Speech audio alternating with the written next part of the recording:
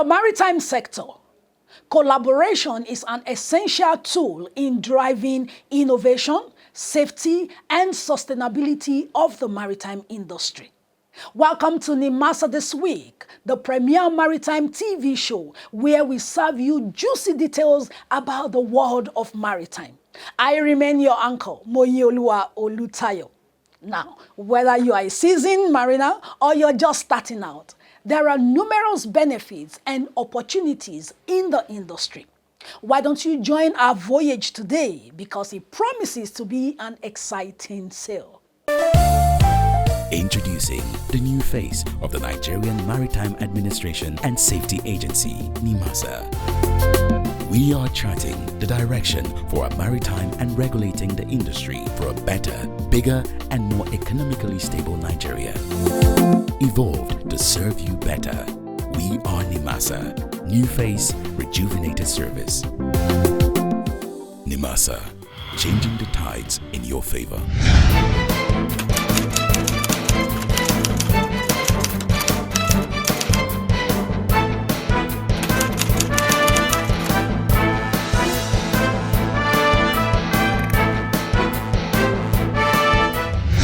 If you're just joining us, the program is NIMASA This Week, and you are welcome. We kickstart the show today as our vessel makes its first stop in the capital city, Abuja. The Honorable Minister of Marine and Blue Economy, His Excellency Oyetola CON, recently received the Chinese ambassador to Nigeria, Yu Duntai, at the ministry's headquarters in Abuja, where they discussed on strategic trade partnership aimed at strengthening economic ties between the two nations. Stay tuned on the program as we bring you full report on how this strategic partnership is poised to drive growth and enhance trade opportunities. Stay with us. I'll be right back. The Nigerian and Chinese governments are on the verge of finalizing a memorandum of understanding that will open the door for Nigerian aquaculture products to be exported to China. The Honorable Minister of Marine and Blue Economy, Oyetola, disclosed this while receiving the Chinese ambassador to Nigeria, Mr. Yu Duntai, at the ministry's headquarters in Abuja. I'm glad about the bilateral agreement that we're already finishing on the area of aquaculture.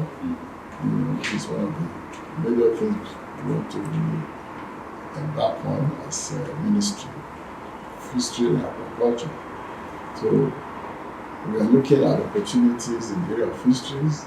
We want to be able to deploy technology to prevent illegal and imported and regulated fishing in the EU. That has been one of the global problems all over the world. Again, in the area of automation, China has done very well, and we're looking at how to be able to look at what has happened, what has worked very well for China, and replicate them in Nigeria. So I'm glad to follow up with your team on areas of mutual cooperation. The initiative seeks to leverage the zero export tariff policy on Nigerian-made products to China. Earlier this year, Nigeria was listed among 53 African countries set to benefit from zero tariff treatment on all exports to China. We are glad that China is already thinking of a zero tariff on export from Nigeria. That is still going to extend the opportunities and the benefit of the AFTA, the African Continental Trade Agreement that we have among the African nations. So it's a win-win situation for all of us.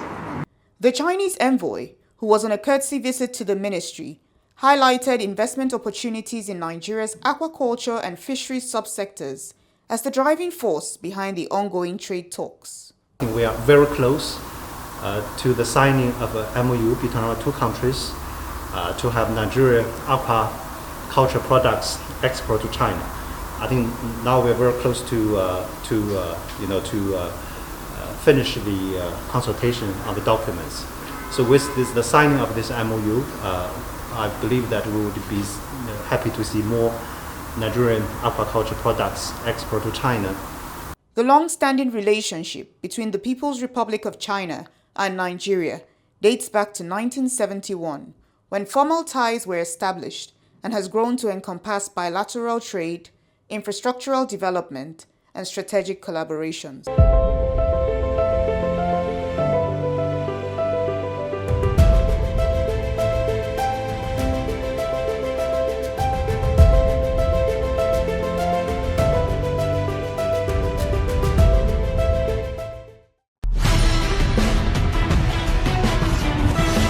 The official launch of Nigeria's campaign for election into Category C of the IMO Council for the 2026 to 2027 biennium was a milestone event held at a high-level reception in New York, United States of America. The Honorable Minister of Marine and Blue Economy, His Excellency Adegboyega Oyetola, led the campaign hosted at Nigeria House on the margins of the 80th session of the United Nations General Assembly. Addressing diplomats and the IMO member state representatives, Oyetola emphasized that Nigeria's candidature is not merely an aspiration, but a solemn pledge of responsible partnership, inclusivity in decision-making, and balanced progress in global maritime governance. Excellencies, I'm honored today to present the Nigerian candidature to the Council of the International Maritime Organization under Category C for the term 2026 to 2027, and the elections to be held on the 31st session of the IMO Assembly in London. Nigeria has been a proud and active member of the IMO since 1962. Over more than 6 decades, we have consistently demonstrated unwavering support for the objectives of the organization and contributed meaningfully to the growth, safety, and sustainability of the global maritime sector. I need to underscore that Nigeria's candidature is not just about serving our national interests, it is fundamentally about strengthening our Africa collective voice within the IMO and among the Committee of Nations. He further highlighted Nigeria's vast maritime endowments, 853 kilometers of coastline, 10,000 kilometers of inland waterways, and a large exclusive economic zone, along with security improvements from the agency-led Deep Blue project, underscoring Nigeria's position as a maritime powerhouse in West and Central Africa. Nigeria has equally demonstrated resolute leadership in enhancing maritime security through the launch of what we call the Deep Blue project and the enablement of the suppression of piracy under Maritime Offences Act of 2019. With the campaign now officially flagged off, expectations are high that Nigeria could this time secure election into Category C of the IMO Council.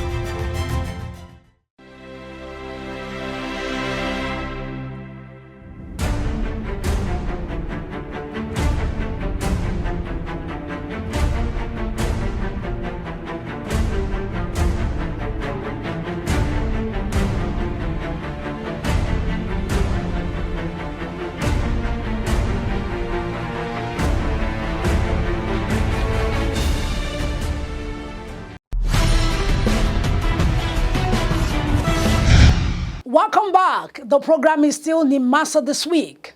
Next, we move on to the Nigerian Maritime Administration and Safety Agency, NIMASA.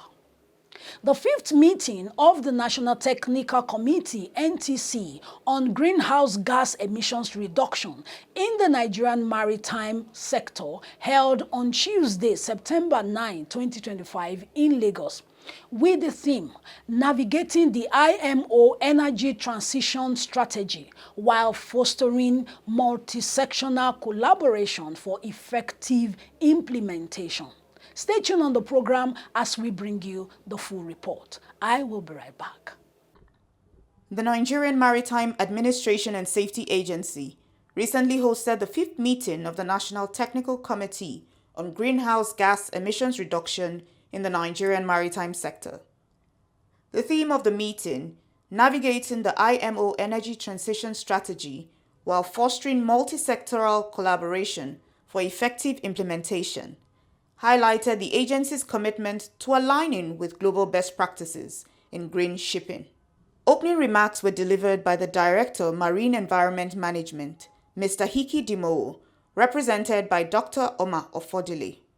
Her address emphasized regional collaboration and the decarbonization of ports as drivers of green investment.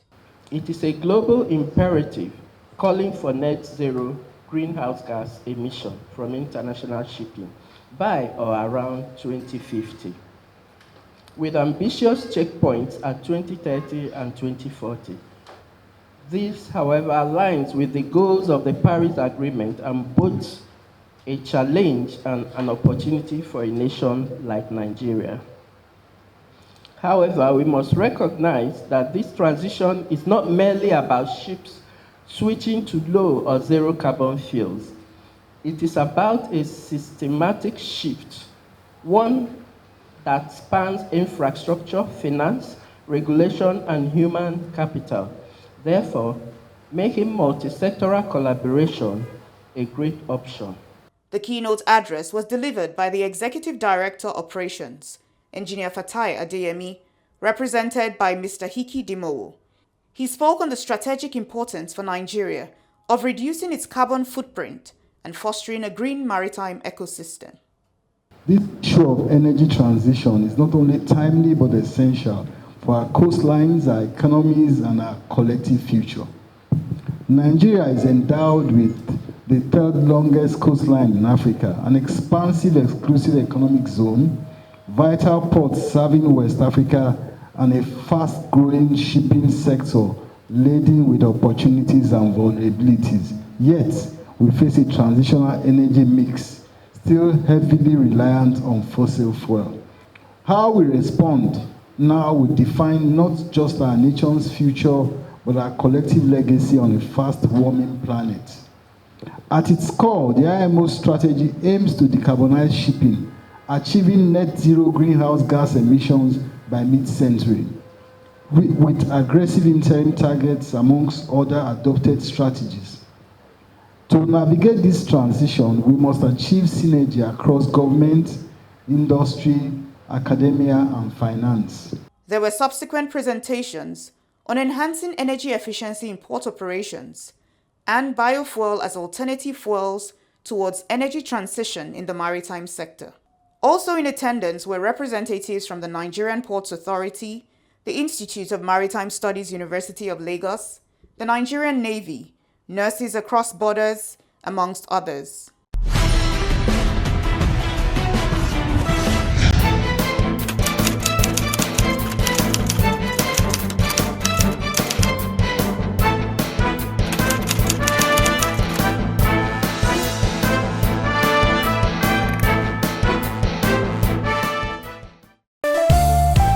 Introducing the new face of the Nigerian Maritime Administration and Safety Agency, NIMASA. We are charting the direction for a maritime and regulating the industry for a better, bigger, and more economically stable Nigeria. Evolved to serve you better. We are NIMASA. New face, rejuvenated service. NIMASA, changing the tides in your favor.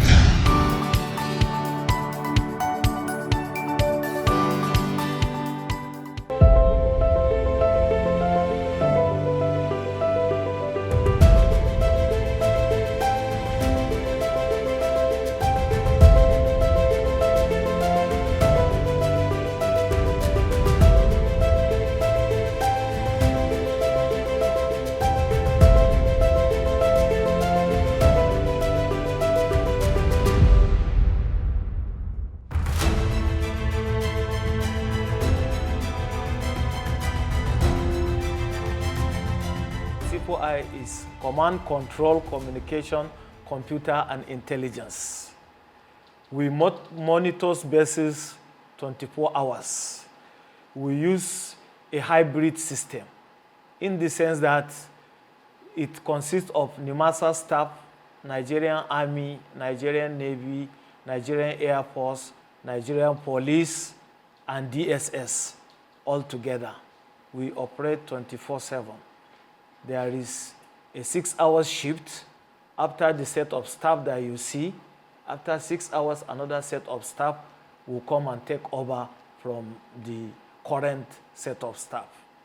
The reason behind the establishment of C4I Center is to curtail the piracy and other maritime activities like kidnapping, like drug and oil bunkering and other maritime crime in the Nigerian exclusive economic zone.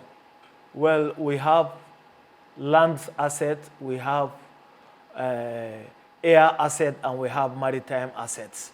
Land asset, like the command and control center that you are in, is part of our land asset. And we have jetties, we have training facilities, both here in Kirikiri, in Ojo, Naval Command Center, Ojo, and we have others in LLA, Port Harcourt. Then we have air asset. We have 3 helicopters, we have 2 aircrafts, we have UAVs, we have 4 UAVs. Then we have maritime asset. We have 2 vessels, DV Lagos and DV Abuja. We have 17 interceptor boats, and we have 16 musketeers, that is armored vehicles that used to enter creeks. And we have a maritime security unit, about 360 well-trained combatants. Yes, in the center, we have 3 sub-units. We have C4I unit, we have mission system equipment unit, and we have intelligence unit as well. Each monitor that you see here contains 1 system operator. 1 system operator will be using 2 monitors to do his daily activities. We have 4 C4I systems in the center. Then we have an intelligent operator here.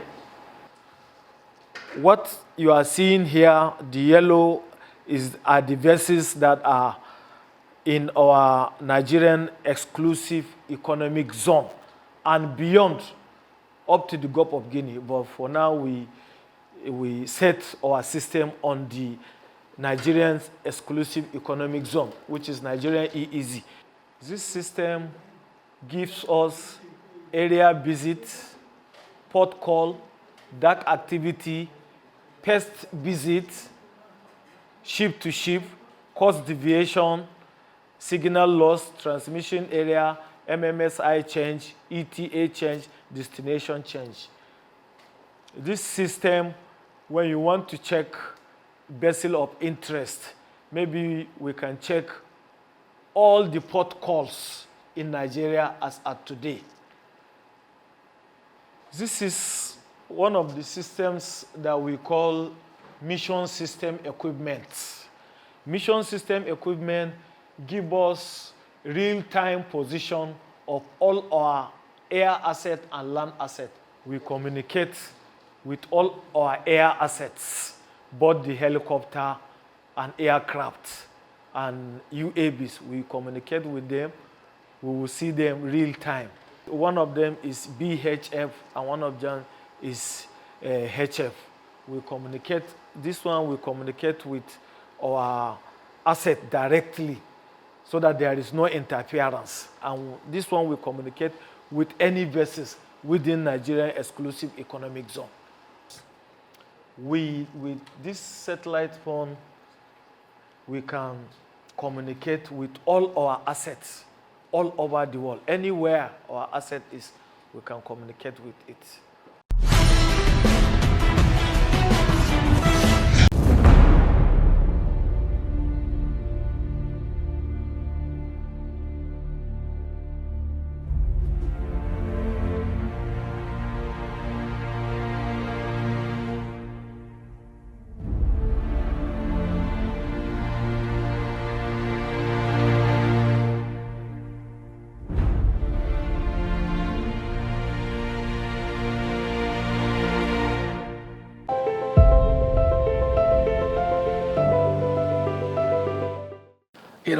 Policy at the end of the day must be backed by law. A policy that is not backed by law is not a very good policy because somebody else can come and change the policy. So part of what we have done together with the Ministry of Marine and Blue Economy is that we have brought in various experts and look at what is best for Nigeria. And we have decided that the major things that we need to do in Nigeria is, number one, automate our processes and ensure they are all digitalized. Right? That's the first one. So we are in the process of doing that now. Example is our ship registration system, which is where everybody comes to come and register their vessels, to tell us what their activities are in Nigeria. So we are doing it in such a way that you don't even need a human contact. Put your details there. Within a reasonable time, we would respond automatically, or we'll review it at the back end and give the necessary approval. The stakeholders are so excited about it because it simplifies the ease of doing business, which is part of what we are looking at. That is one of the major policies that we have. We are looking at the ease of doing business. Our major vision is that maritime and NIMASA being a catalyst would diversify the economy of this country. But to do it, we must have a good policy, we must have a good framework, and then the implementation plan must be robust. So it's all of that we are putting together. And I'm sure you know that putting a good plan together takes time. Because there has to be a lot of consultation, processes, stakeholders, reviewing laws, everything. But the good thing about good policy is that it might take you a while to put it together, but once it's done, implementation is very easy because you know what to do. Yeah. And that is the stage we are at now. But we have not stopped. Like I said, you'll see that the automation of the ship registry is going on. We are also trying to automate our workflow process in-house as well, so that when we are also responding to customers, it will be easier for us to work from anywhere 24 hours a day and all of that. So we are doing that. And then the third one in terms of reforms is that all our 3 laws, we are reviewing them so that we can be up to date with the modern reality, with the reality of doing things. Some laws were as far back as 2007. The cabotage law was actually 2003. So it's all of those laws that we are looking at, and we want to make sure we update them to the reality of today. And then that will also help the shipping companies, the whole shipping industry, to be able to make use of it and expand and extend on their own potential.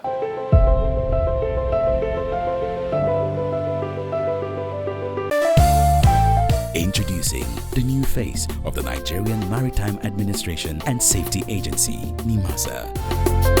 We are charting the direction for a maritime and regulating the industry for a better, bigger, and more economically stable Nigeria.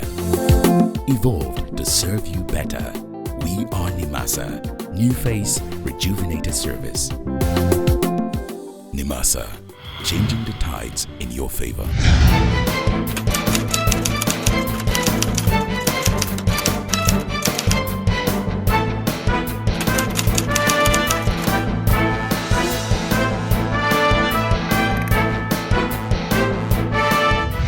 Wow, that's all we have for you on today's episode of NIMASA This Week. Hope you enjoyed every bit of it. We want to say thank you for watching. Please subscribe to our channel and join all our social media handles for more content. Until we come your way again next week, I remain your anchor, Oyetola Olutayo. Stay safe at sea. Bon voyage.